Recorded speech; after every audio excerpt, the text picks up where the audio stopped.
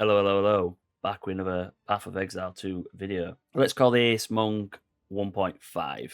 So, Monk Build 1 was released a couple of days ago, and since then, totally changed the build. Changed it around, added Falling Thunder, added the ability to generate power charges, created a huge AoE clear, and we've gone and thrown Warcry back into it, and a few other bits.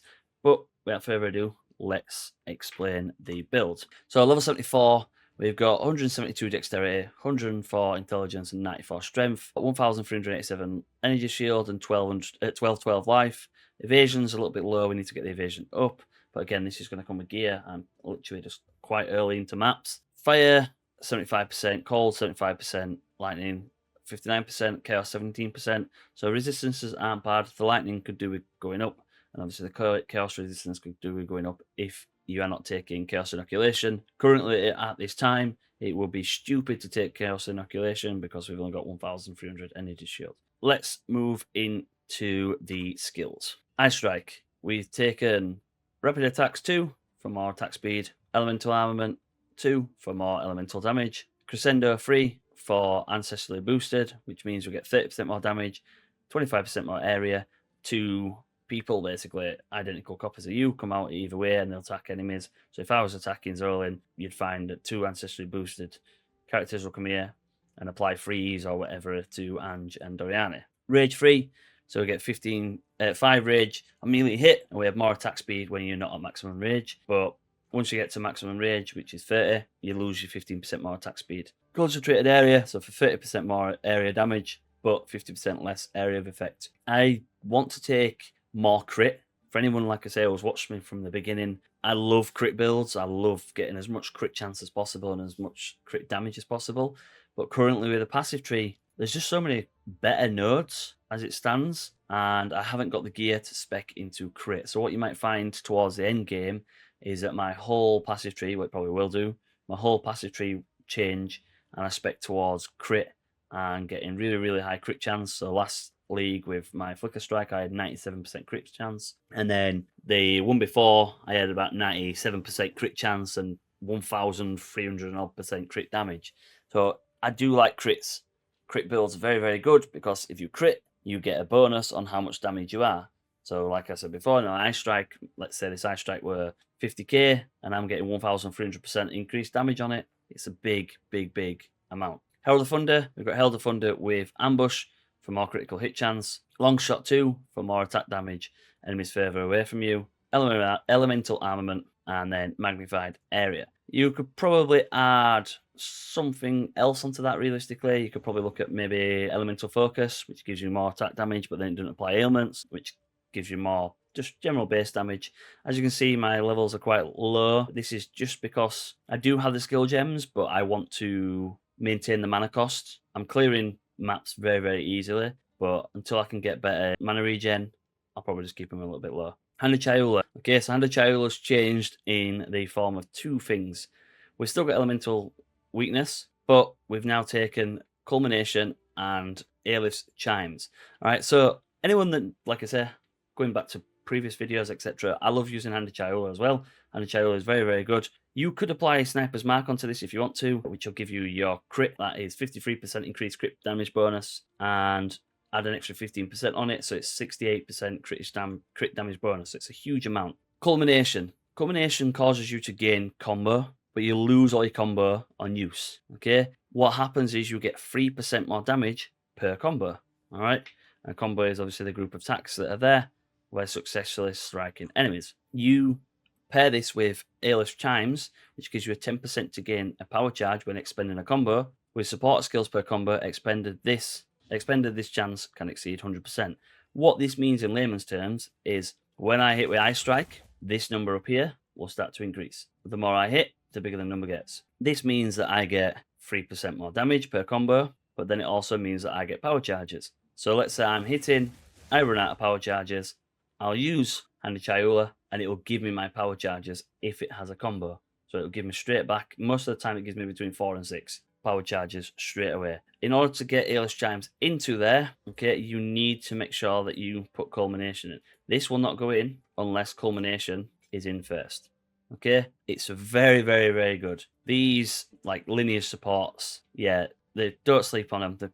They're relatively cheap. This cost me 4 exalted, and it totally changed the game. Charge staff, so we've got it with prolonged duration, shock conduction, living lightning, and mana leech. So this gives me some more mana leech. I'm probably going to put like culling strike and maybe get rid of living lightning. Living lightning is, if you see on the video, it creates these little orbs around it, and they scatter around, but they actually carry quite a lot of the charge. They're very, very good, but we'll see how good they are when we get to higher maps. Temper spell we take close combat for more damage, overabundance, so 1 to the limit, heft for more damage, and heavy swing for more damage, but a little bit less attack speed. So how it plays is do your eye strike, generate your bell, drop your bell, hit your eye strike. Okay, as soon as you get power charges, activate charge staff. This will give you an increase in damage. Again, rinse and repeat. If you want to go for more damage, take Infernal Cry. This gives you empowerment, 10 enemy. So it gives you basically 41% damage as fire damage. You take this with Rage Forge, which gives you the chance to not remove it, but then gives you, it consumes 10 of your rage, but then gives you 35% more damage. Then Second Wind, which gives you the opportunity to do it this twice. So therefore, if you've got 30 rage, you do it twice, it'll consume 20 rage, which gives you then 70% more damage. And then your supporter skills gain 4 rage per 5 power counted enemies. So you'll do the Raging Cry again, and you'll get your rage back. Okay, so it's very, very good for bossing, very good for creating huge amounts of damage. The thing that's changed, Falling Thunder, controversial to many people. In my opinion, it's probably the prettiest move that the monk has when it strikes a floor, when it has its power charges and leaves it like a huge area around, but it is a pain to keep consistent until now. So we paired it with Ricochet free. Projectiles from the supporter skill pierce all targets. Modifiers granting additional projectiles instead cause projectiles from support skills to chain an additional time from terrain per projectile they would have gained. Okay, so what happens here is I generate power charges, hit this, the Falling Thunder will hit there, come back round. You put the bell, so let's say the bell's in the middle of the stash, you hit the stash, okay, the bell, it'll ricochet around and hit the bell. Then we take Elemental Armament for more damage, Nova Projectiles, so this fires projectiles in a circle, gives you a little bit less damage, as you can see, but it fires them around the whole area. So if you saw in the video, the like lightning was everywhere, and it literally just flies around everywhere. And because it ricochets, and I'm getting projectiles will chain, as well as this giving me 4 additional projectiles, I'm getting like 7, 8 projectiles. And then again, we've added Culmination, which gives you the combo. Realistically, and I've tested it a little bit, if you can sustain very, very, very good ad clear through like Falling Thunder or anything like that, you could drop Temper Spell, take Nova Projectiles out of Falling Thunder, and use Falling Thunder as a boss killer. It will pretty much one-shot quite a lot of enemies, okay? I'm not at tier 4 Zesh yet, I am not over things, but I can guarantee you, if you stack this up to charges, to like a high amount, and hit that boss, you are going to do some insane amounts of damage. You think about it, 3% more damage per combo, okay? So, and that's not just like 10 or anything like that, okay? That's 1. So 1 combo equals 3% more damage. So 10 combos, 30% more damage, okay? It's insane. It does a stupid amount of damage. Even with 40% less damage, I did a boss inside the map and one-shot it, literally health just disappeared. It's absolutely insane.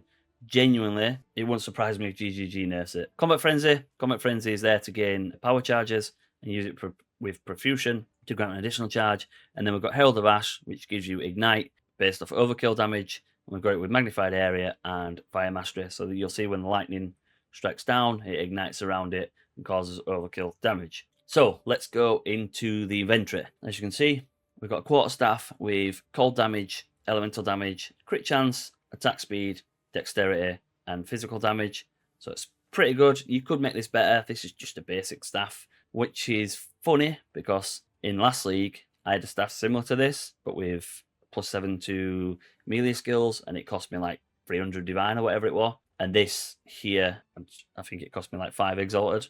So yeah, it's a huge difference. Then we've got a helmet with energy shield and resistances, a chest piece with evasion and energy shield. This I just made myself, just using the Abyss modifiers. It's very, very good. You just go and take it to the Abyss, throw it in the Abyss, and then just click what you want. So I've got 1158 evasion and 452 energy shield. Rings, this ring here pretty much gives me all my fire resistance in one go. And so it's got fire resistance, elemental resistance, fire damage, mana regen, stuff like that. And then this ring gives me physical damage, cold damage, accuracy, elemental damage, cold damage, and some mana. Up here, Serpent's Egg Gold Amulet. This is very, very good for gaining power charges. So as you can see here, gain an additional charge when you gain a charge. All right. So you gain one charge, you gain two. When Falling Thunder comes back round, because it electrocutes, it'll generate charges. So realistically, you can always have power charges. Boots, I got movement speed and then resistances. Again, I just threw this into Abyss, crafted it. Belt, this belt's just genuine. It's so I've got the strength to run the high skills such as Elder Bash, Infernal Cry, and stuff like that. I will probably change this eventually, and then I'll probably add a bit of strength into somewhere else. Maybe in this, like pick it in a tree once I've got more intelligence and dexterity. Then we just got basic life and mana flasks, the sapphire, and then the stone charm. Right, let's move into the passive tree. So currently we have got I Am the Blizzard and I Am the Thunder. I haven't done my third ascendancy yet. I've not even managed to get anything to drop. When it does drop, I'll probably go and take Lead Me Through Grace, some more spirit. So then I can probably maybe run like Cast on something or whatever else. Or I'll probably go up and take Unbound Avatar. Elemental Expression, because I'm using melee, once I get my crit damage up, I'll probably take Elemental Expression. And then obviously you have your critical hits, ignore non-negative elemental resistances, which is very, very good. But you can get a socket for this now if you want to take like meta skills or meditate or anything. Don't take Protect Me From Harm, okay? It's rubbish, it doesn't work, don't take it. All right, plus you get less evasion, and yeah, it's pointless. Do not go over there. All right, we'll come up here and we'll take Flow Like Water. If you want to go for a crit build, take these 2 critical damages here. Okay, so that's an extra 30% critical damage. So we get Flow Like Water for attack and cast speed, Mindful Awareness for evasion and energy shield, Step Like the Mist for movement speed and mana regen, Essence of the Mountain for cold damage and freeze build up, Round and get Crashing Wave for critical damage if you've dealt a crit in the past 8 seconds. Essence of the Storm for more lightning damage and chance to shock. The Power Within for critical damage bonus if you've gained a power charge recently. Ideally, we're probably going to take this as well, the critical damage bonus if you dealt a non-critical hit, because currently I'm not dealing critical hits as much as possible. So that would be very beneficial. Concussive Attacks for 25% attack damage. Siphon for mana on kill and increased mana leech. Blinding Strike for attack damage and chance to blind.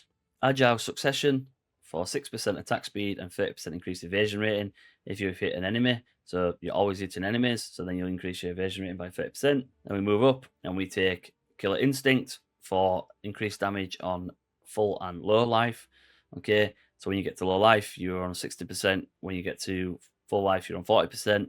With Chaos Inoculation in League 1, this used to count as low life, but then it changed. So if you're on CI, you're constantly on 40%. Tenfold Attacks for attack speed, and strength. Resonance, so you can gain power charges instead of frenzy charges. Chakra of Thought for 8% of damage taken as mana before life, and 15% attack speed when not on low mana. So in full mana, you get an extra 15% attack speed. True Strike for critical hit chance. For the Jugular for critical damage bonus. Deadly Force, some more critical damage bonus if you've not dealt a crit. If you've dealt a crit in the past 8 seconds. Then up to get Spectral Ward for energy shield per evasion on the equipped body armor. So after Spectral Ward, we'll come around and take Overflowing Power. Up to Thin Ice for freeze and more damage against frozen enemies. Heavy Frost for more freeze, and then it ignores elemental resistances. Like I say, Overflowing Power with maximum charges. Down into here to take Whirling Assault for more attack speed and knock them back if you crit. One with the River for more defenses and more freeze build-up.